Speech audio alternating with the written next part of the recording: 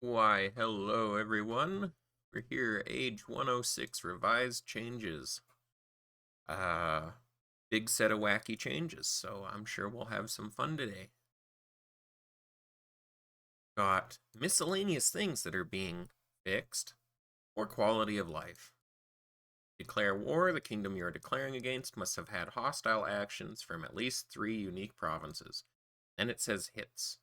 I don't know why it says hostile actions and hits, because hostile actions are not all hits, and this just says hits. I understand the point of this. It's so that one guy or a couple friends can't give a button in a farm war.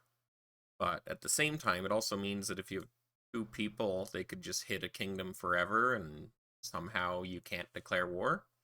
So, it fixes one problem by creating another. It's whatever. Um, you know, I don't think anyone really cares about that. Thieves' dens are actually nerfed this time, like they're supposed to be. I believe that's just the minus loss on thief capping at 90% instead of 95%. Uh, it's a modest nerf. It hits rogues the hardest who are trying to do props and AWs. Um, these are quality of life changes.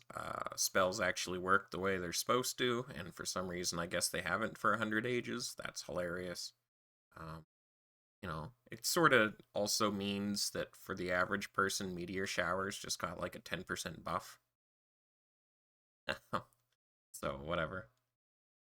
Uh, Learns an amnesia recovery time set to 48 days. That's pretty good. Um, it was supposed to be that way. I did experiment a bit with amnesia last stage, and it seems modestly strong. I think with a 2-day recovery time, it's probably a pretty strong thing worth using. Um, just so everyone knows, right now, amnesia gives you way more honor than it should. I mentioned it in bug reports, but I probably should make a ticket because nobody actually responded. But yeah, amnesia gives like 4 times the honor right now as fireball. So if you want to break the game, just get a farm war and amnesia, everyone. Buildings in progress are shown in the survey operation. I don't know if that means like exactly what people are building or just a percentage, like, yeah, 20%'s in progress. I hope it's the latter. Um, that would make more sense. It doesn't change a lot. I think this is mostly just to make sure the bot doesn't screw up when you have in progress buildings on like WPA calcs and stuff.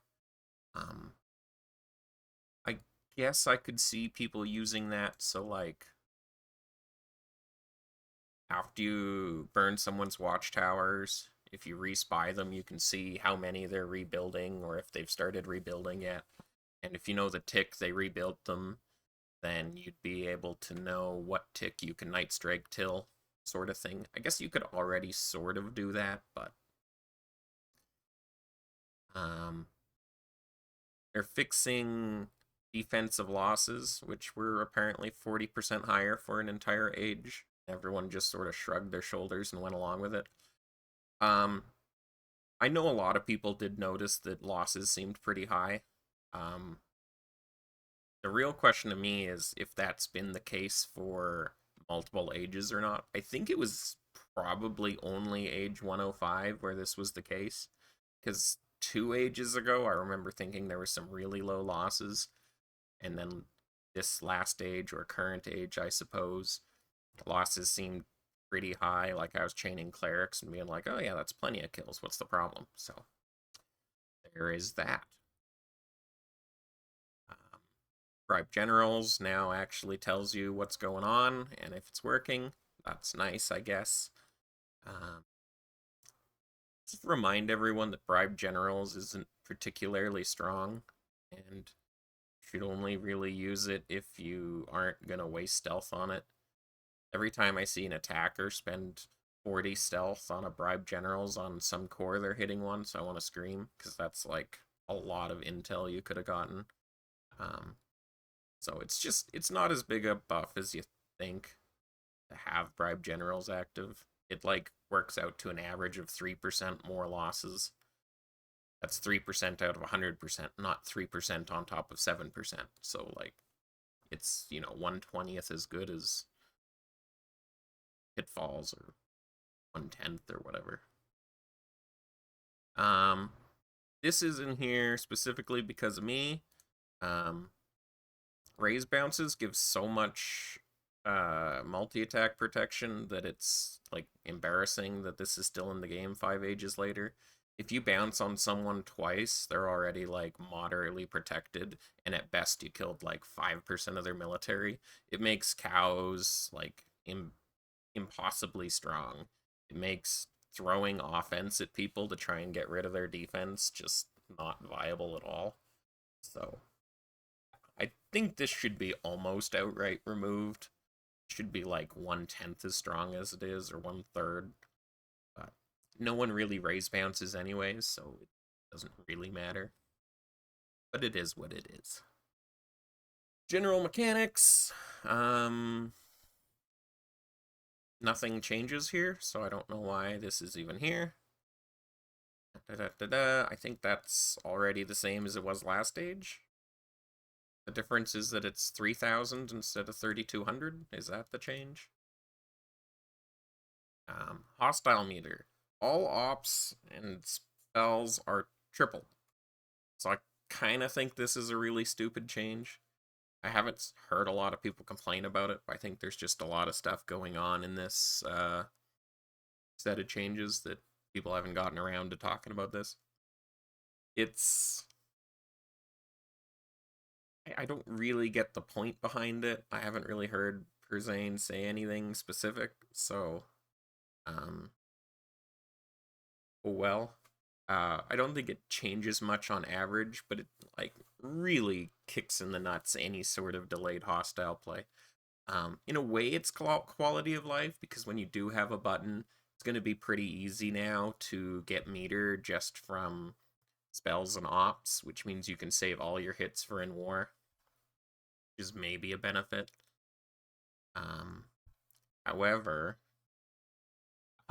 with aggressive stance in the game, pre-war hits are actually modestly stronger than in-war hits until there's multi-attack protection in play. So I would recommend all of your first hits are done out of war with aggro before you declare, if it can work for you. I don't understand the explore pool stuff. Apparently it's relatively simple, so I'm sure someone else can make like a couple graphics or situations that explains it all. That would be great. Like, change this weird, even if it's actually simple, should probably come with an explanation if you're going to put it into the game. So, is what it is.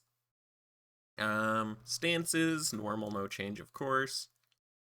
I believe this is almost identical to current age. Let me just dox myself. Monarchy? Stances? No, that's not going to tell me. I suppose what I would really do is go to age 105 changes. This is everyone's favorite part of the video, where they're watching me use a browser. I think maybe this is a benefit here. But still, aggro's really strong. Anytime you're hitting, waving, doing aggressive stuff, you should have aggressive up. 30% credits is really big, 10% gains is really big, 10% losses is not really big, so it's not a terrible nerf. The wages are a bit of an issue. If you get waved while you're aggressive and you don't have incoming land or anything, that can really mess up your military, your economy, sorry. So that is relatively significant, but you sort of have to be in a situation where you're being punished for that to come up. Also, last age humans with their own wage penalty and this combined was kind of funny. Peaceful. The income got buffed, and now we've added science and wizard production. And given you defensive military loss. I think peaceful's like broken and way too strong, and you're gonna see every single strong or smart kingdom running it as often as possible. because 15% wizards and science is just a shitload, and it has no real drawback. Like, yeah, you have less offense, but if you're sitting around pumping, you don't need offense, and you can switch on a dime. So, like, if you get waived the tick, you go peaceful. Maybe it's a pain in the ass, but at the same time, you can just declare war. So, I don't really understand buffing peaceful. It was already used plenty by people. So, peaceful's going to be really strong. People are going to use it all the time. Um, I don't know. I saw some people saying that it was not good, and I found that funny. Do do do do do. Um, More nerfs to adding provinces one way or another. That's good. Acre redistribution. Basically, my understanding of all pool stuff and all this acre redistribution stuff is that your smallest provinces are always going to end up growing towards median a lot quicker than other provinces, and your whole kingdom's going to be gaining land always. I love that idea. That's my preference for how the game is that everyone's always getting bigger, and it doesn't happen slowly. I want people getting bigger quickly, because the game is really fun when you're large. The game's different, the mechanics change, everyone has a good time, but most people avoid it. The only issue I have is that there are methods to artificially stay strong or small, and you're gonna see a gap of, dumb people who are small because they get hit a lot, and predatory people that stay small to abuse those people. So I don't like that too much, but is what it is. I don't think any of this is particularly different. I think war win and war loss is mostly the same it used to be. Um, you get a day's worth of science. You get half a free scientist if you win. You gain 5% of the enemy honor plus a base amount, which is higher than the old base amount by double. And I think otherwise most of this is all the same it used to be. It's just reworded. Oh, who knows? Watchtowers. Chance to catch enemy thieves are doubled out of war. And I don't think that's too bad. I think that you're still getting the same gains, right? So you're still getting a bunch of gold when you do hit someone. You're just failing more often. And I think failing more often while still getting high gains when you succeed is going to be less of a deterrent than if the gains were just really low. So I still think you'll be in a situation where people trim off the big gold while gains are high. So I don't think this is end of the world. It does combine with the op increase meter thing to make out of war play not, substantially better than in war play. So declare war, I guess. Watchtowers not affecting intel ops. I think that's a great quality of life change because, sometimes you fail on some shitty orc 10 times and that's frustrating. Sure, works for me. That's the same change we mentioned earlier. Spy on pool. I guess with all the weird changes, they just want a reliable way for people to track things. Sure. Night Strike damage does 25% more damage to soldiers. I have no idea where this came from because Night Strike already kills so many soldiers. But at the very least, it's a weird nerf to clerics, which we'll see later. Okay. I believe all the rituals are the same. I don't know why they needed a tab here if nothing changed. The same to me? Oh, Expedient has a draft cost instead of a draft rate. That's sort of lame. Like, that's barely worth casting. I don't know about that. I think this should be better. But, whatever. We'll see that draft rates are already increased a lot. Tax changes are weird. Capped at 80% means that you can force some things you didn't used to be able to force. Like when things capped out at 98, 99%, you know, there's a degree of impossibility there. But now at 80%, you can sort of brute force things through 80% tax and get things done. So I don't think it'll be super weird or broken. Land gives a lot more GC to TB than it used to. Now only a third of land is destroyed. But the bigger thing is that land is now lost via taxes. So it used to be that you couldn't lose land on taxes. So you aid someone all these golds and solds, and then you get the land when they're already super taxed and it doesn't cost them anything. So it changes explore mechanics a little bit. You no longer have that 15% tax cap. However, if you're really small, you do have a tax cap. So if you're chained, you always can take tax. If you're chained and you lose a war, you can always take tax. I guess that's about the only time any of this matters. Maybe. Maybe you can make some sort of anti-bank with a small province. I don't know.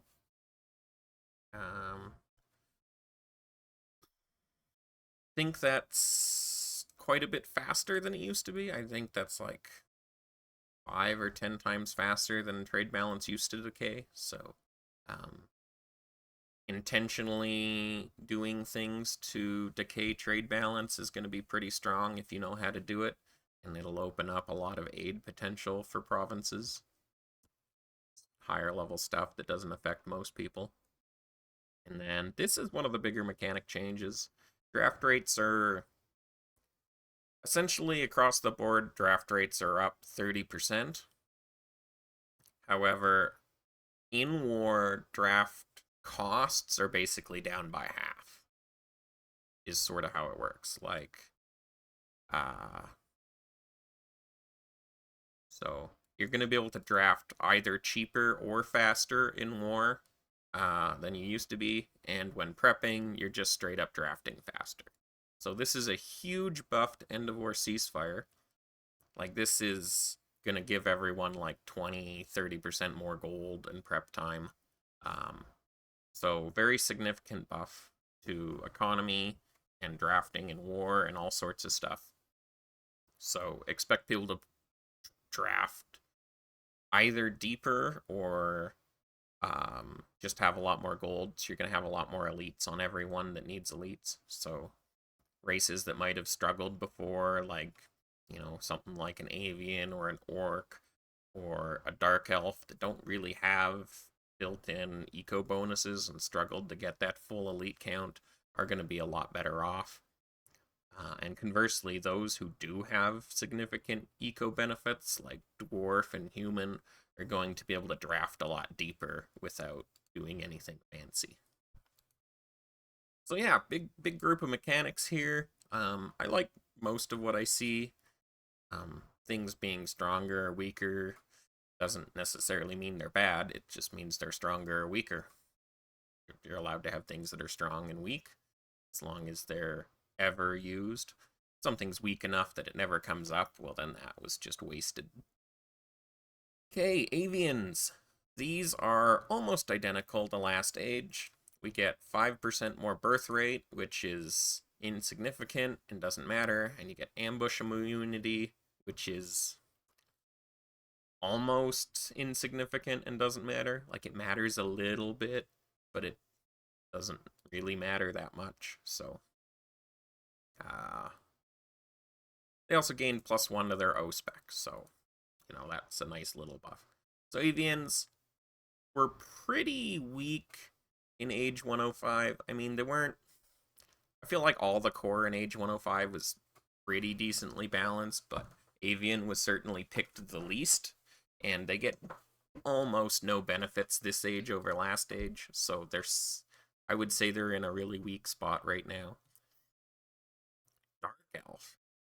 Dark Elf is identical, I believe, in spells and military. But the difference is they used to have a birth rate penalty, so they got buffed. Essentially 20% birth rate, very strong buff. And all guilds produce runes at 50% the rate of towers. This is a humongous buff. So what this means is in war, rather than running 20 guilds and 20 towers, you run 40 guilds. You get the same benefit of 20 towers, but now you're gaining a lot of wizards in war.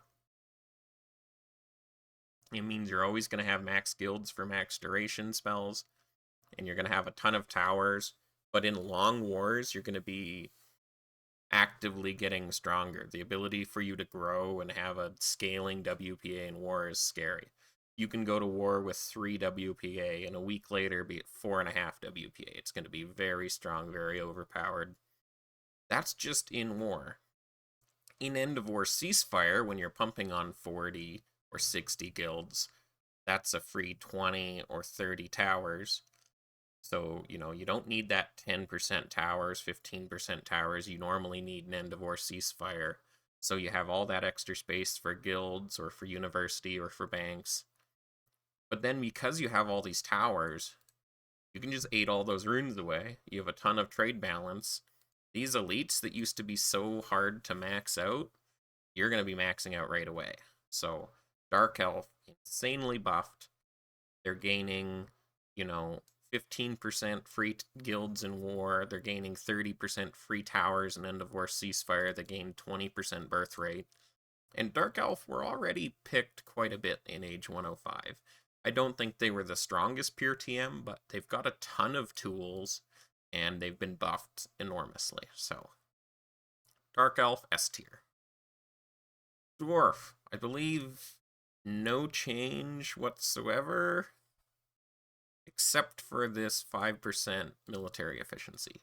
So, 5% military efficiency is a lot. Like, it's like a 10% offense buff. It's like giving it, an elite of 14. It's significant. It sort of flies under the radar. So yeah, just a nice modest buff.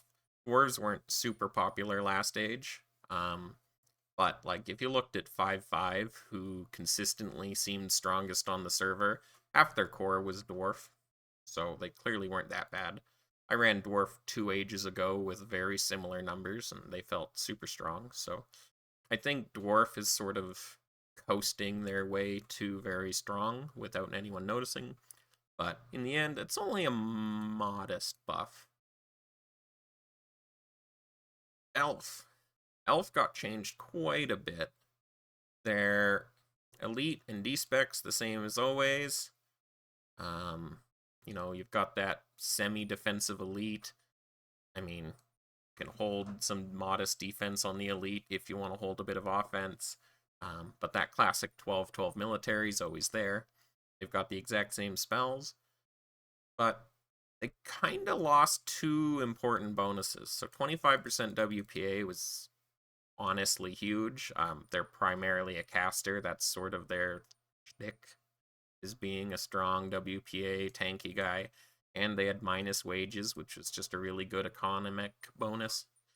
They don't have either of those anymore. And instead, they are basically immune to assassinate wizards, which didn't come up a lot. It comes up a little bit. 25% less massacre damage taken. This is pretty significant, both as core and as TM, but, doesn't help you if you get chained. It doesn't help you from getting night striked or propaganded. So, it's only a buff in the situation where you're getting massacred, which isn't particularly often from most elf. 5% population. It's a huge buff. Like, no cap, as the kids might say. Um, really significant.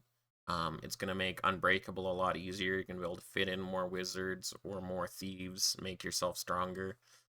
But I think this straight translates less than 25% WA used to. And 50% wizard generation bonus. A very big bonus. You're going to have a ton of wizards. You're going to have no problem maxing out whatever WPA you want as a mystic or as a core. We had one elf tactician in age 105, and he had end of age like 5 raw WPA. He had no problem scaling wizards.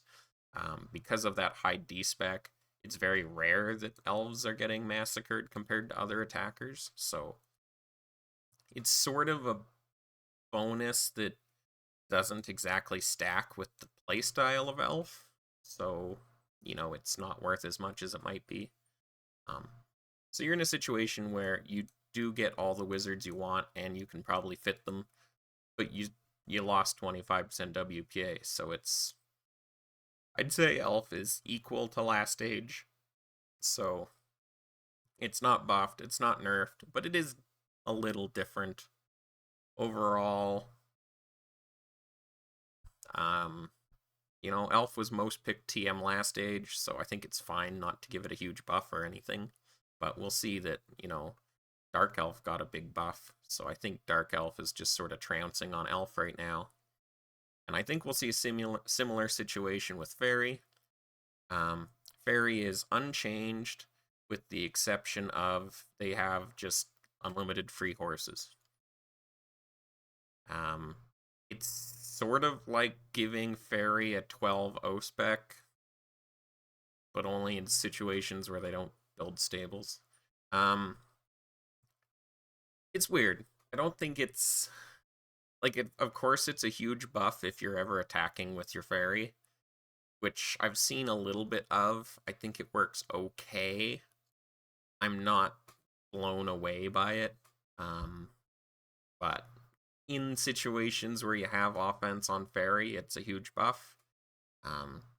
Last age, Fairy weren't the most picked TM by far, but I think they certainly came out okay. Like, they've got enough defense and enough spells that, when you have the elites, you have the honor, they're quite strong. But I think they're just straight worse than Dark Elf again. So it's a little tough. But I think some people will actually have fun with this, so it's a fine change. Otherwise, no significant change from last age either. And then this is where things get bonkers. So what we've lost as Halfling is we've lost the 25% TPA, which is, that's your big Halfling bonus. What's going on? However, you do get Invis back, which only accounts for 10% of that. But Invis comes with losing less thieves, so you're going to be able to sort of offset that Thieves' Den change. Now you've got an 11-point D-spec, so you're just giving all Halflings 10% more defense straight up. Well, I don't know if you noticed this, but there was a lot of Halfling Rogues last age, and they were pretty strong. So we just gave every Halfling Rogue 10% more defense. And now we have super combined Thieves' Den Watchtower bonuses. So I'm going to tell you how this works. As a rogue, Halfling, basically nothing changes. The only difference is that other rogue Halflings can't rob you. Other rogue Halflings can't, riot you. If you run into a Halfling Rogue with 10 TPA and you're a Halfling Rogue with 6 TPA, they're not going to be able to prop you. So it makes having a Halfling Rogue hybrid or Halfling Rogue that really focuses on defense or has a really high WPA a lot stronger against other Halfling Rogues. But when all the Halfling Rogues sort of look the same, high TPA, it doesn't change a lot. But what really makes this bonkers is every other Halfling basically got a 20 to 30% land buff. now a halfling mystic that might have gone 25 watchtowers is now 25 watchtowers and 25's TD. They're infinitely strong and infinitely hard to murder because they have max watchtowers and way more thief power.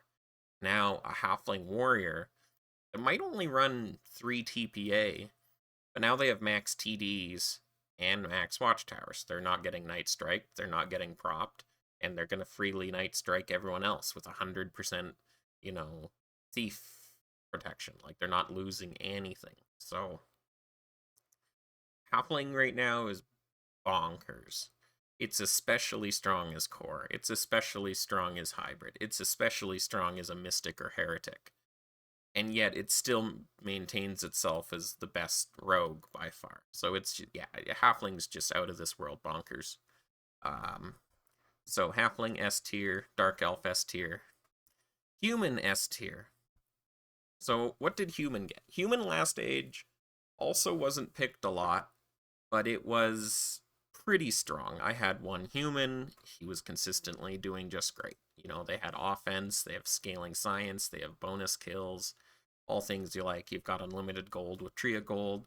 You've got more elites than everyone. You can grow and still get elites. You can fund dragons. You can give people aid. All those good things. Now, what did Human lose? Human lost a 30% wage penalty, so that's a massive buff. Good for humans. What else did humans lose? Well, nothing. But what did they gain? They gained 30% wages. They gained 30% permanent free dungeons, which is really weird. If you get chained, you have 10 elites per acre in the tank at whatever your final acres are. This is massive. The amount, that's, you get chained, you've got 3 D-spec per acre and 20 elite per acre, 15 elite per acre, and, you hit the ground running, you gain a bunch of land back. It's going to be the same, except now when you recover, you're just going to have this huge burst of free elites and economy. I mean, the prisoners basically just give you free BE. So your chain recovery is just going to be massive. Normally, when you see this bonus, also in End of War Ceasefire, you can deliberately overpop people to give them free elites. We saw this with Undead in the past. This isn't going to be really a thing. Because it caps out at 10 per acre, you can't do anything too nasty with it like you used to be able to do with Undead. But also,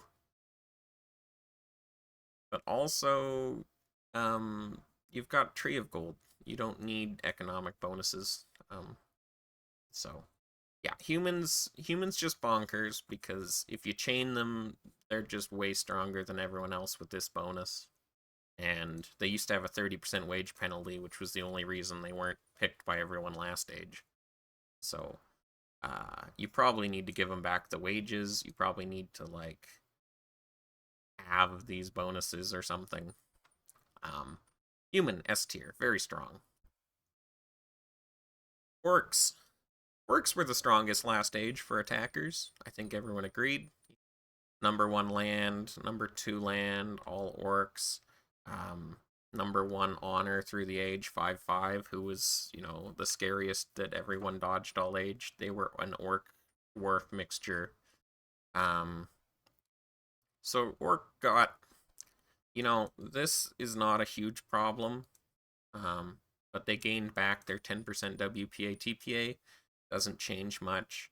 However, they lost homes.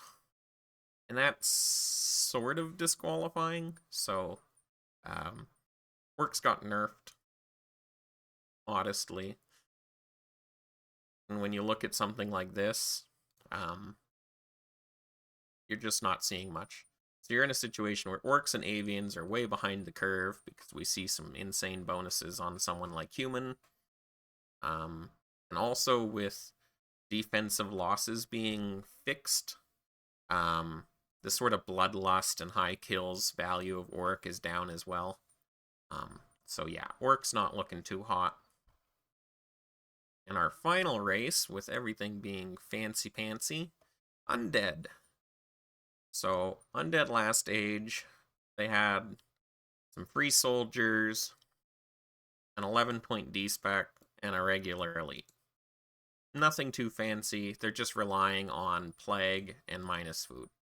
Now they've got built-in minus losses, so that's just a huge buff straight up. 25% loss buff, great. Now they've got a 12-point D-spec, insane. Huge defense, you're basically an elf. But you're an elf with a 14 offense elite that's basically free. Now you're an elf, a tanky elf with huge offense that can plague people, doesn't need food, and has free building efficiency.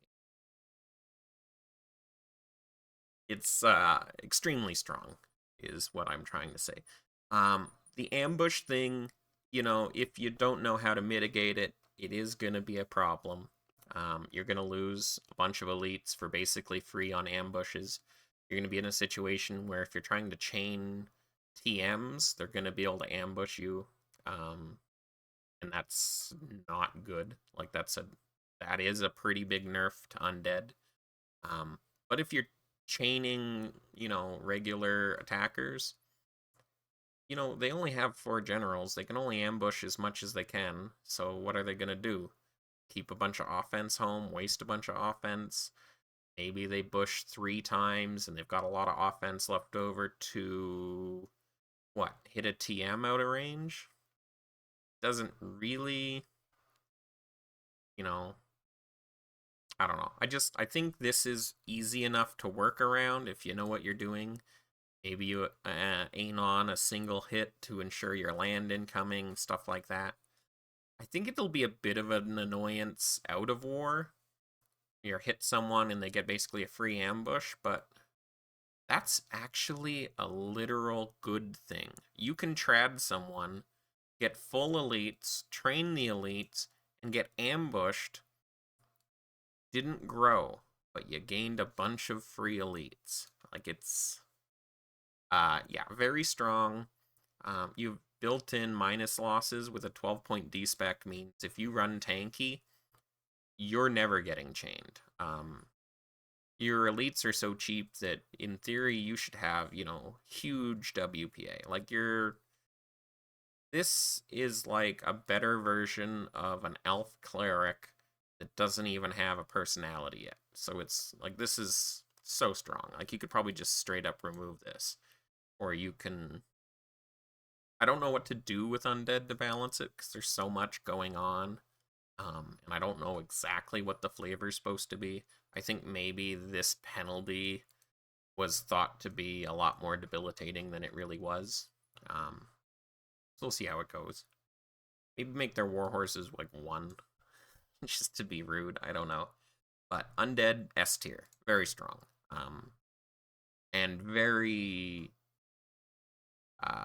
malleable. You can do a lot with a 12-point D-spec that you wouldn't otherwise. You can do a lot when you're tankier than other people. You can do a lot with a shitload of cheap offense. So, yeah. That's the races. Overall recap. Avian, Elf, Fairy, and Orc all seem a little bit behind the times. Dwarf, I think, is getting there, and then you've got Dark Elf, Human, Undead, and Halfling all seem pretty overtuned. So I hope we see that bottom pushed up, and then maybe the most egregious parts of overpowered things pressed down a little bit. But I'd like to see the overall power level increasing a fair bit. Personalities. There's not a lot of changes here, but we'll see it. Artisan got a bookkeeping bonus. They lost the tiniest bit of their artisan bonus, but they just straight up gained their bookkeeping bonus. It's not a huge buff, but I think artisan's a lot stronger than people realize. A lot of people think it's just for the memes, but I think you can just do a lot with artisan, and this is actually a big buff to one of their weaker parts, which is if you have a huge military, it, costs a lot of wages. So I think artisan, modest buff, but overall quite strong. Cleric is different. They're trading 30% military casualties for 100% casualties returned as soldiers. Normally, this buff alone, like, it's cute, it can do a lot. When it's 100% instead of like 50% or 33%, and we've seen it on other races, this is like pretty strong. It's not as good as minus 30% casualties, but it's pretty strong. It has odd uses that aren't exactly the same. But this thing is converting 4% of your soldiers a tick into troops is really strong. Really strong. I don't think you need lots of clerics. I think it's more like you have a few clerics and you sort of abuse this benefit on them. But clerics can full train, they can draft to 110% with zero training, like they can get unlimited specs in End of War Ceasefire just by, like, the tick you leave war, or the tick you win war, you can leave your draft on max and build 50% homes, and you'll be 1 PPA with like 15 O spec break or 15 D spec breaker, and just like, I don't know. So I think, I mean, you don't get elites, but you can always release and train elites. You can always just ignore elites and have a lot of universities, a lot of guilds. That being said, you know, elites are very strong. You want elites, so it's not going to work exactly this way, but I think there's a lot of potential for abuse and weird things to work with these two bonuses. I think just straight up in a head-to-head, this military casualty bonus is stronger, but I think if you leverage these soldier and convert bonuses, that you're going to get a lot of value out of them. And the resilient science efficiency is going to be stronger when it's not stacking with other casualties, so that's like a nice little sort of benefit there, I guess. Anyways, I like the idea of the cleric a lot, so I want to see how it works. Maybe it falls flat, maybe it's super strong. Heretics are just straight up stronger. They got 20% free crime science. That's just a lot. That's, you know, basically making every heretic sort of like a halfling. You know, I don't totally mind. I think this straight up makes heretics just, you know, on their face stronger than both rogues and mystics. I think the thing is that, you know, you still sort of need rogues and mystics, and you're not usually running 15 thief mages anyways, so you're sort of still limited to having 4 or 6 heretics at the most in a standard setup. So even if they're a little bit strong, I don't think it changes a ton. But it opens some doors for you to say, well, maybe I can skip Mystic. Maybe I can skip Rogue and just have more heretics. Maybe it opens up the door for a big heretic hybrid or something like that. It is just straight up too strong, or stronger than other things if you don't want to say too strong. So, you know, probably an undeserved buff, but I don't think it's totally out of sorts. I think when you combine this with how strong both Halfling and Dark Elf right now, then it's too much. So, Merchant, they get automatic intel. I think that's kind of hilarious and kind of cute. I love it. You know, your merchant just WPA calcs every halfling rogue on the server, no problem. Whatever. I don't think anyone plays merchant when artisan is in the game. So you can just ignore merchant. Mystic. Mystic got mind focus, so that's just a straight buff. Free extra wizards. I don't think it's, you know, game breaking, but it's, yeah, free wizards. Rogues, no change. We do see that they're getting mechanically nerfed with Thieves' Dens. Otherwise, no real change to Rogue. You know, Rogue's good. No problems there. Shepherd. Shepherd's getting significantly buffed. Same bonuses, but +1 general is really significant. There's a lot of wars where you don't use +1 general ever, but you can set yourself up to make sure you use 1 general. In the trenches, you're hitting them 20% more when you're fighting chain versus chain, and they're hitting you a lot weaker. I think when you've got large core hitting each other back and forth, that Shepherd isn't actually outperforming other people. I think it's specifically in the situation where you're using Nightmare and in the trenches that this general gets really crazy. Especially with the defensive losses going back to 5%, it's going to be pretty hard to get into 5-tap range of a lot of people unless they're just really suiciding. Conversely, I think Shepherds are really good at suiciding. If you get a lot of offense, you might be able to use that general. So, and then getting a production science efficiency bonus instead of shielding, I think that fits the flavor of Shepherd, and I think it's just significantly stronger a bonus. Shielding science scales so slowly, I don't think anyone cared about that much, whereas production science scales great. You want it early, you want it late, so just a straight buff to Shepherd in 2 ways. I think it fits. I don't think they'll be too overpowered or anything, but I think they definitely have a spot. I think it's a little weird that this is 20%, not 25%. Basically, everyone else gets 25% for their main thing, but that's just me. Tactician is unchanged.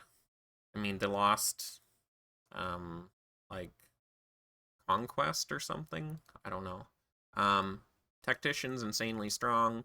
The Bush is really strong in Age 105, specifically because there's a shitload of orcs, and you can't bush them, and that's annoying. Credit gains is insanely strong, out of war, in war, all the time.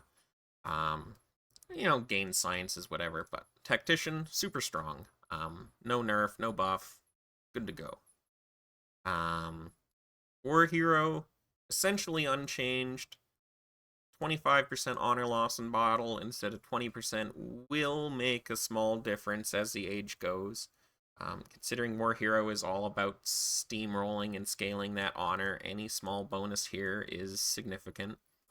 But no particular change. I think with the general buff to economy through draft rate, that this benefit is worse, but if you can get honor, War Hero's super strong, and I like to say War Hero's like Sage.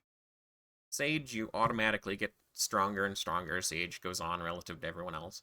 War Hero, with the exception of getting utterly farmed with ops, if you're just trading hits, War Hero just gets stronger and stronger and stronger. By War 4, by War 6, your entire core is going to be a whole honor rank above the enemy's entire core. And it's really strong. I've done a few War Hero ages in the past, and I've never been upset with it. And strategy science is a really strong science. And then also unchanged and super strong is Warrior. They gained the fancy conquest. This will make warriors really annoying out of war in micro kingdoms. Some 120% your size warrior is going to conquest you with like 15 defensive EPA, and they have like 5 specs per acre. And they're going to +4 you, and it's going to be a 22-hour hit, and they're going to take like 100 acres off your 2,000 acres, and you're like, what's the point? But they're going to be more than double unbreakable. They're just going to slowly grow and pick at everyone. Oh well. Otherwise, it insanely strong. 15% more offense. Basically, free mercenaries is a shitload more offense. Scaling offensive military efficiency science. Warrior's never the wrong pick. Anytime you have an attacker who wants to attack, Warrior is a perfectly acceptable fine pick. I think last stage we saw so many tacticians just because we saw so many orcs. But I think outside of that small situation, Warrior is just blowing people out of the water. It's so good. You're always hitting TMs. You have great net worth to offense ratios. So, yeah, that's changes. Overall, I love the flavor of the changes. I love the general idea of increasing power levels across the board. I think we just need to see some balancing on the races. We probably need to see a little pullback on heretics. Otherwise, yeah, I think this is a really fun set of changes. I'm pretty excited for it. Um, we'll see what sort of balance we get for finals. Just remember, if some things are overpowered and everyone picks them, well, when they're facing each other, they're not overpowered anymore because they've got the exact same setups. And if you know everyone's going to pick one specific thing, you can specifically counter that. And even if your thing isn't objectively stronger, you can really tailor your builds and your strengths against countering that most picked, strongest quotes thing. So, you know, keep in mind that you're allowed to have things that are big and things that are small. Every age, we have some underpowered races that nobody picks, and people don't usually care. So, we'll see how it goes. Even as strong as Halfling and Dark Elf are, I can see people finding reasons to pick Elf and Fairy.